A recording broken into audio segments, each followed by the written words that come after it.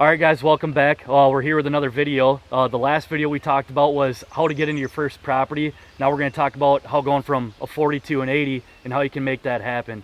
And I think the biggest thing is you've owned that 40 for a couple years now, probably, if not longer. And I think you've really found the pros and cons, and that list is really defined. When you're going into that first property, you think you have that list and you think you know what you want. Yeah. There might have been more of a give and take to get into a first property. Right. Now you have it set. All right, we settled for some bottom access. We spooked out one biggest deer of my life, or we didn't have water and the neighbor did, and they shot a couple of our hit listers. Or there's always a give and take there, especially on a smaller parcel. Yeah. So I think really you get to nail it down. And so I think that's kind of, we can come back, regroup, have another discussion on, all right, this is what we're looking for in the next property. You've built equity in that property. It's hopefully appreciated over time. And so now it's time for the next step. So I think that's kind of where we're at. Yeah, so that's a really good point. You know, you're kind of, like you said, at the mercy of the market when you buy that first one. Yeah. You know, now, you know, you're not in nearly as much of a panic because you can hunt that for the rest of your life if you need to. But now you've got these lists of shortcomings, let's say. Yep. So you're in a position now to reevaluate and more carefully go into the second one. Yep. So what I guess the list then is more like, this is what I've learned that I don't want, or this is what I've learned that was really cool on this property I just want more of. Yeah. And you take that list to your agent and say, find me an area where this exists. Yep. But how many people do you have that call you up and say, find me, you know, Wow, I feel like somewhere you're going to get lost.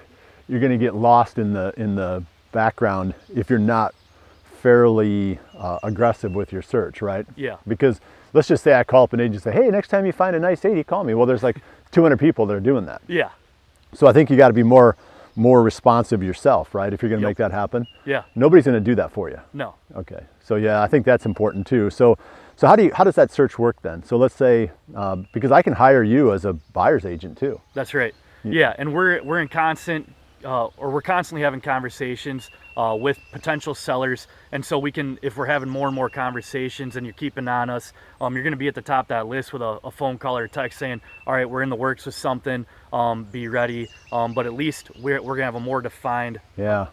And you can even look at the other listings that are with other agents. Yep. Because I almost like that. I mean, in this world, it seems like the buying agent sort of gets lost in the background because there's so much quick, you know, turnaround on everything. Yeah. But let's just say that you know, I just say, hey, Lucas, I don't care who's got this thing listed. Yeah. You know, find me this. Yep. And then now you're digging through the MLS, or you're doing all these other things. You know, MLS is a multi-listing service where you're seeing other people's listings, right? Yep. And maybe you know a guy that works for a competing real estate company, and he says, you know, do you know anybody that wants XYZ? You know, and you're like, yeah, I got the guy, you know. Yeah. He doesn't mind. Yeah. I mean, yeah, he'd like to make the whole commission, but, you know, the whole idea is to get these things sold. Yep, that's right. So I think that's a really good avenue for having a great relationship with an agent. Yep, that's right. Because they're going to help you find it. Yeah. Because they maybe have contacts that are going to have properties coming on because once it hits the MLS, it's like it's fair game. Everybody's diving on it. But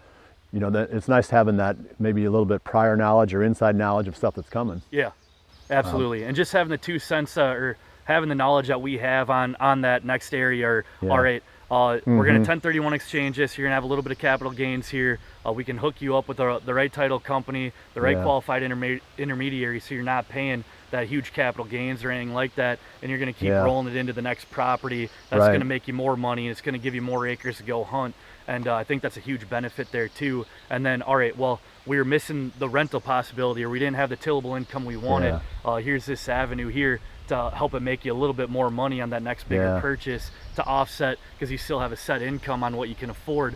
Well, all of a sudden you have the bigger down payment to keep that payment low, along with more income. So those are other avenues. I always felt like if you want to buy land, you need to own land, because you have to have something to sell. Yep. Because I always feel like the next piece that comes up, it's so hard to have that down payment. That's right. You know, so if you've got something to sell, you can move a lot quicker across. Yeah. You know, and you might have to deal with a little bit of, you know, contingent upon the sale of my property or whatever. Yeah. But that's so much easier to do today than what it used to be. Yeah. You know, especially in today's market. Yeah. People didn't like contingencies. Like if you make an offer and you say, my offer is contingent upon this happening. Yep.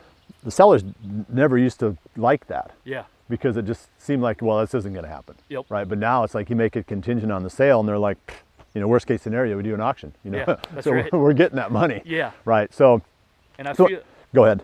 And I feel like as well, I mean, if you're not in the market and you don't own something, you don't have something to sell, you're constantly playing this cat and mouse game, especially the last 5 years with the market. Right, you're trying to catch it. Yeah. Yeah, it gets away from you. Yeah, it's not typical appreciation. It's going up pretty crazy. So it's better to have that property that you're already enjoying for a couple of years, appreciate at that same rate to help roll that in. And I think you said it at our meeting here at High Point. At some point, you just got to get some skin in the game and you got to own something. Right. It's better to have something where you can go out and you still got to have that peace of mind out there too. And if you're going to lock in a certain price, the only way you lock that price in for the future is to buy land now. Yeah, that's right. Because you can always roll that, because now you're trading land for land. Yep. So you're not trying to save fast enough to keep up with this escalating market, which is impossible to do. Yeah. So you get in, you buy something, now you've locked in your basis, you've locked in the price. Let's say you bought in for $5,000 an acre and land is selling at $7,000 an acre.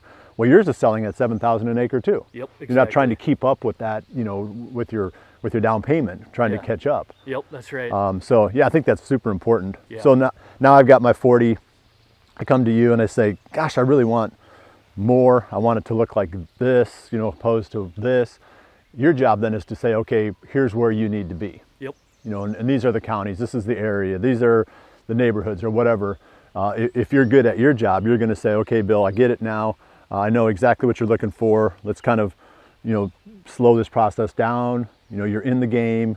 Your basis is going to go, or your value is going to go up along with the stuff that you're looking for. Yep. So you're not going to fall behind. There's no panic. Yep. And then you're going to find me that piece. Absolutely. Yeah. Yeah, and help with the steps to make it a smooth transition as well. So you're not paying the capital gains or anything like that, which we'll go into another video. But that's a huge bonus and a tool that you can use today to get into that other property. Yeah. No, I think people don't get that part of land, is that the only way that you lock in a price long term is to buy some land. Yeah, I know. Yep, exactly. Even if it's not perfect, you know, I mean, you got to get in. Yep. Yeah, and it's so frustrating because, I was out of the market for a couple of years looking for something in this area, that I wanted to buy, and while I was out of the market, land went up like 50%. Yeah.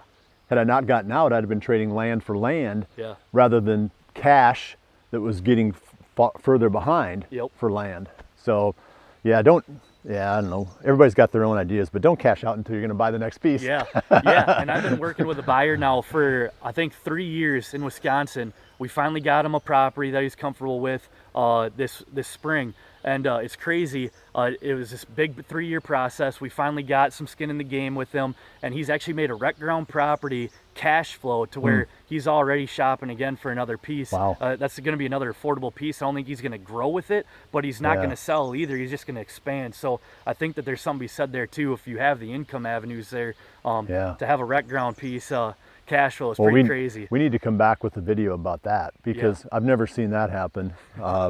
And maybe I haven't tried hard enough, because I don't want to give up a lot of those things that I buy it for, but I'd be really curious what he did to make a rec ground property cash flow. So, yeah.